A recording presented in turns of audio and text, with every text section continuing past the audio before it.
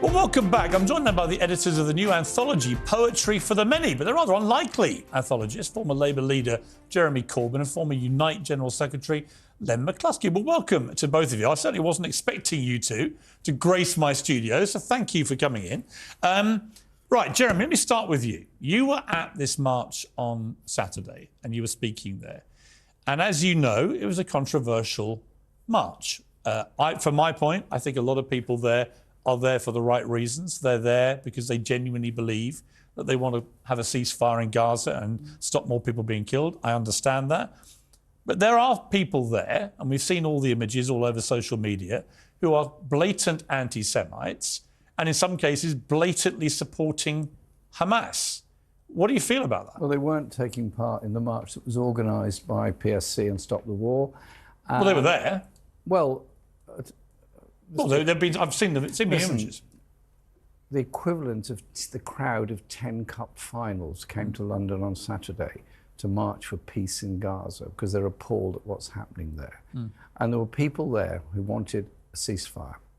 There was but what about the ones... placards there calling for the release of... I've already said that. Calling for the release of I've acknowledged hostages. that. I'm concerned about the ones who were chanting death to the Jews, the ones who were wearing Hamas regalia, the ones who were chanting... They should have been arrested by the police. Every protest that's ever taken place in London, and I've been on many of them, always has a group of people there to cause trouble. They're normally dealt with by the police. Don't be asking Jeremy or the people who organised a perfectly legitimate Why shouldn't protest. I ask someone who's helped organise it? No, he didn't help organise it. Well, you just said he was did, a didn't speaker. Speaker. He was the speaker. All right, well, let me ask you this. So he's answered emphatically, should have been arrested. Well, Do you agree? If they're breaking the law and showing illegal signs, then obviously the police have to act. So anybody Wait, who... can I just be let clear? me just ask you a simple question. You seem to be Hang on, over-concerned with... With anti-Semitism? No, I did not. I am. Don't put words in my mouth. I didn't say that. What I was about to say was, you seem to be minimising the fact that 800,000 people, one of the very biggest demonstrations in our history... Well, it was 300,000. OK. Well, I'm minimising your description of the size of the crowd, but I'm not minimising, as I said... A march that extends from Battersea to Marble Arch. Yeah, but I said at the start, the majority of people there were for well-intentioned reasons, right? But what do you want, Piers? Do you want us to say that anybody engaged in anti-Semitism we condemn out of hand? Because we've been doing that, both of us, all our lives. No, what was interesting, Len, was that you were emphatic that you said they should all be arrested. Do you, Jeremy, think they should all be arrested? If people have broken the law and the police feel there's a case for it, then of course they can do that, and they did do that in some cases. But I want you to understand the size of this demonstration, the peaceful nature of it, a very large number of Jewish people in the Jewish bloc also carrying placards calling for the release of hostages. This was a cry of all kinds of people, Jewish, Muslim, Hindu, Buddhist, Christian, no question. Everything, No question. calling for an urgent ceasefire. I think the question you should be asking is, why hasn't our government listened to what ordinary people are saying? Well, because they don't agree that there should be a ceasefire. And there are, I think, very arguable points about that, which we're going to come to. The previous guest says you haven't condemned what Hamas did on October the 7th. Have you? Of course I have, on every speech. And do you unreservedly condemn it? At every speech I've made, I've utterly condemned the killing of October the 7th. And it was a taking of innocent life. It was totally wrong under any circumstances. You don't bring back the tragedy of those 1,400 deaths by killing 10,000 people in Gaza. You have to have a process that leads to a ceasefire that hopefully... How do you get... Do you think Hamas should stay in charge of the Palestinians in Gaza? It's not for us to decide who's in charge. What's your opinion? Wait a minute. I'll tell you how to get rid of Hamas, dead easy. Go on. Get the Israeli government to comply with international law, withdraw from the occupied territories, dismantle illegal settlements, and build a viable Palestine, which is the United Nations position, it's the British government's position, it's the American position. Why would that stop Hamas behaving like terrorists? Well, because there would not be a need for Hamas.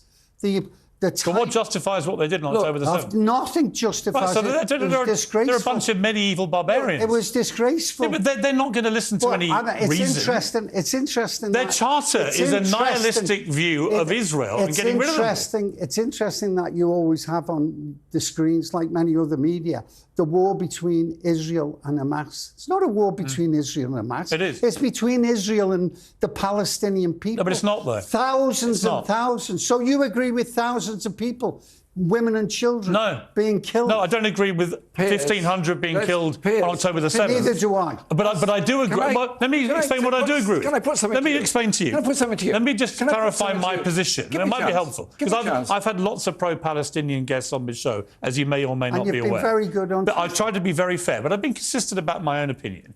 I think after what Hamas did on October the 7th, it is utterly inconceivable that Hamas remain in power in Gaza. Inconceivable. Support Hamas. I'm not a friend of Hamas. I don't agree. You used to call them friends. No, hang on.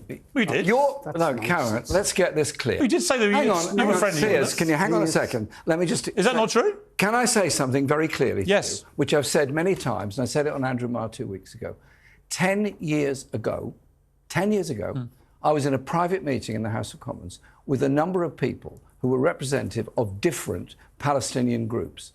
It was an attempt to understand their views and to bring people together.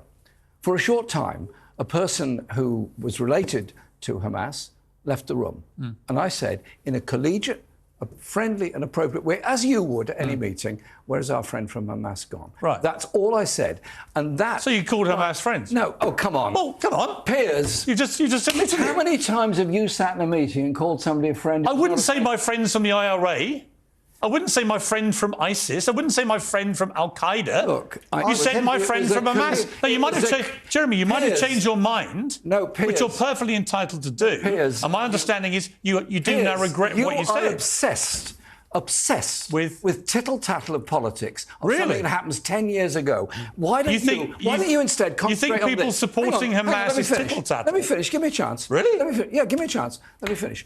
How do you think people in Palestine feel under occupation? How do you think it's like growing how they feel. Growing up with a soldier outside your house? How do you feel? How would you feel? Well, can I answer? If your land was being taken and settlement put in. How would you feel if your children were being bombed in a hospital? Can I answer? Yeah, please. OK. I had a Palestinian doctor on here a few days ago who'd lost over 30 members of his family. Yeah. Right, he grew up on the Jabili refugee camp. Yeah. His parents were displaced in 1948, and they ended up in the refugee camp, where he then lost 3 of his daughters were killed in an Israeli strike on a home he had finally got for himself. He then emigrated and has now been nominated for the Nobel Peace Prize. He was in tears at this desk in that seat. So I don't need to be told. I've said that the way that Israel is able even today to turn the tap on of water and energy and fuel into Gaza is wrong.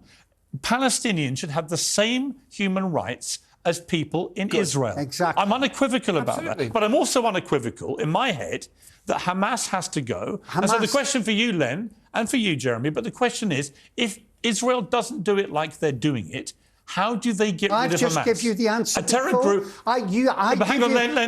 No, Piers. I give you the answer before. I'm going to ask you a question. Okay.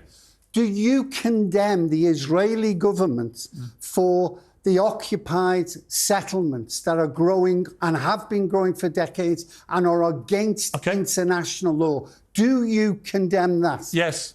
Fine. Then the best way to get rid of any extremism that exists in nations and groups is to comply with international law and make certain that Palestine is given a viable... And I'll finish with this question. Go on. If we all believe in a two-state solution, why doesn't our government recognise the state of Palestine? Why do they only recognise the state of Israel? I think you can only have a two-state... hypocrisy at its highest level. You can only have a two-state solution, but in this particular part of this very long conflict, you have a situation where Hamas now represents an existential threat to Israel. And they've repeated it last week. Their spokesman from Hamas repeatedly said, when he was challenged, we want to do this again and again and again and again. Let me ask Jeremy a question. Come on, I want to come back to this thing about what do you do with Hamas? Do you keep them in power? Israel is claiming it is... not from him. He agrees with the Israeli government. No, you wouldn't answer. I said, would you keep Hamas in power? You wouldn't answer. They wouldn't be in power. Can you not speak for him? It's not a puppet show. It's not a puppet show, Len. It's not a puppet show. He's allowed to answer for himself. Of course he is. Well, let him answer. The reality is... Let him answer, Len. The reality Don't is... talk for Jeremy Corbyn. All you want to do is bully people. Who am I bullying? You're bullying constantly. There's two of you. OK. Of course. Piers. One's run a party in the country. One's run a major union. Are you really feeling bullied, Len McCluskey? Do me a favour. I'm not. Do me a bloody favour. Do me a bloody favour. I'm not. Let me come back to Jeremy Corbyn, if I may, without you speaking for him. Can I put it this way? Would you get rid of Hamas? Can I say something? You can answer my question. No, can I say something? Would you get rid of Hamas? Listen, can I say yes or no? Thank you. Can I say something? Thank you. Israel claiming it is conducting legitimate self-defense. Where is legitimate self-defense pre-ordering the bombing of a hospital, knowing there are children in it? Where is legitimate self-defense? You've heard their argument about that. School? They believe that Hamas, and this has been corroborated, by the way, by everyone from Bill Clinton. Died. Bill Clinton is on the record as saying that, this is years ago, he's on the record as saying that Hamas 5, 6, 7 years ago, in fact, you know what, let's listen to him say it himself. Here. Hamas is really smart. When they decide to rocket Israel, they insinuate themselves in the hospitals, in the schools, in the highly populous areas.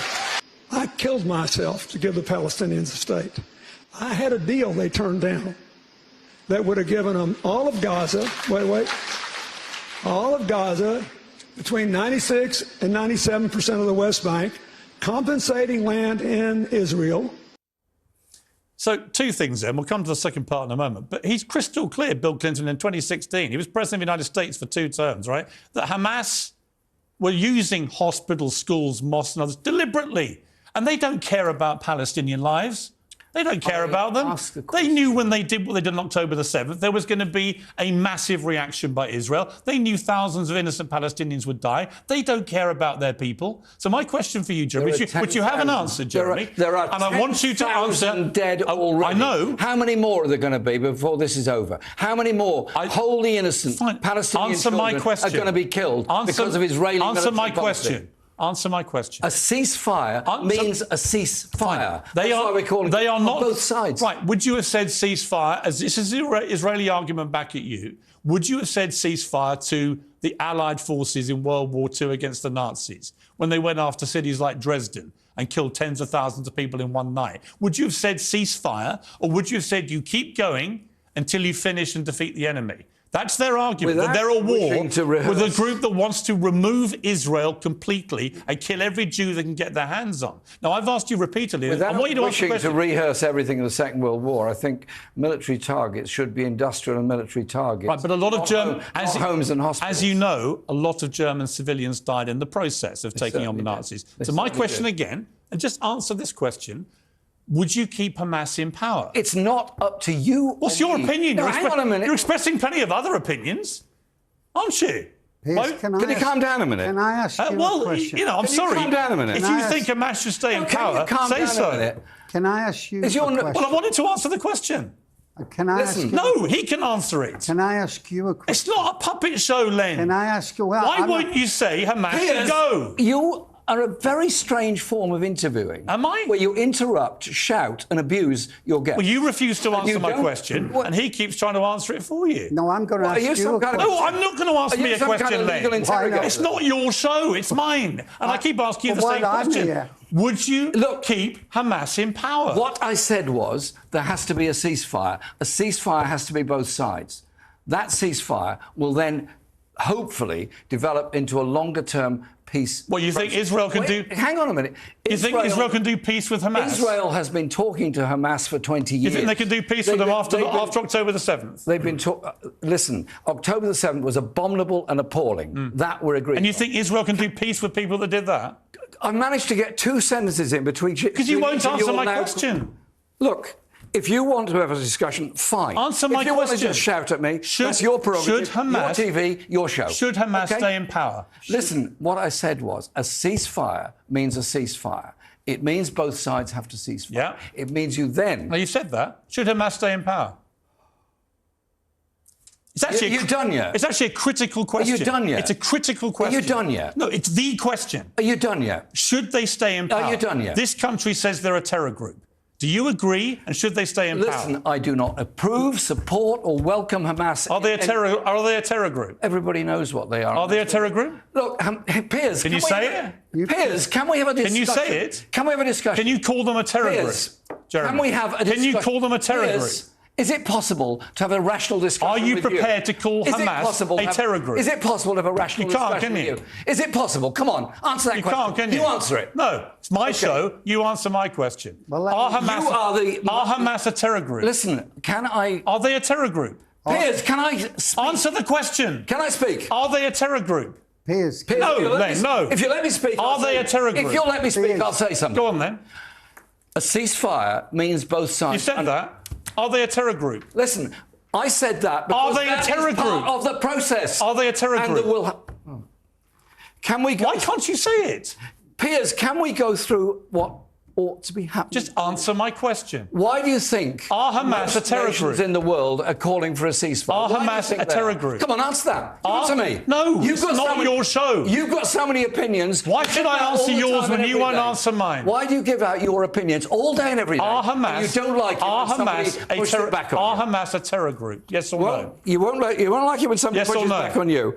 What I've said is, I've asked you two questions: should Hamas stay in power, and are they a terror group? You're refusing to answer either of them. That is very telling. And you wonder, it's not very telling and you wonder why people think you had a problem with Jewish people. At all. Right? What is very telling is your inability to keep quiet for 30 seconds to allow anybody to answer a question. On my show, I ask people questions. You shout at people. Normally, they answer them. You shout at people. No, only when they won't answer the question. No, you shout at people all the time. You've deliberately not answered my question. Piers, I've explained to you how to get rid of Hamas. Are they a terror group, Len? Of course. The Thank terror. you. Why can't you say that? Hang on. You've answered it. Should they stay in power, Len? But do you... Should they stay in power? No, they won't be in power. No, do you believe they should? They won't be in... Do you believe they should? They won't be in power. Do you believe they should? They won't... I don't believe... OK, so you've answered my questions. I believe... It's not that difficult to say Hamas should go and they're a terror group. Why can't you, Jeremy Corbyn, answer the questions? Ask something about the behaviour of the Israeli army and the Israeli government. Why can't you say that? Why can't you have a discussion about how a ceasefire would come about? Why can't you have a discussion about a process for the future? Because you know why, Jeremy? Which brings about a peace for everybody in the region. And it does not mean that the people of Gaza all support Hamas. When I repeatedly ask you, are Hamas a terror organisation and should they stay in power? And you are simply incapable of saying that they're a terror group and they shouldn't stay in power. People will draw their own conclusions. The most important They'll draw their own conclusions. How do you stop? Anyway, let me conclude with this. You've done a book on poetry. Which we gave you a copy of. Poetry for the Many. I appreciate it. Thank you very much. Wonderful poetry from wonderful people, encouraging the working classes to embrace and enjoy culture, poetry and music for the many. I love poetry. We can agree on that. Good. Thank you very much. Goodbye.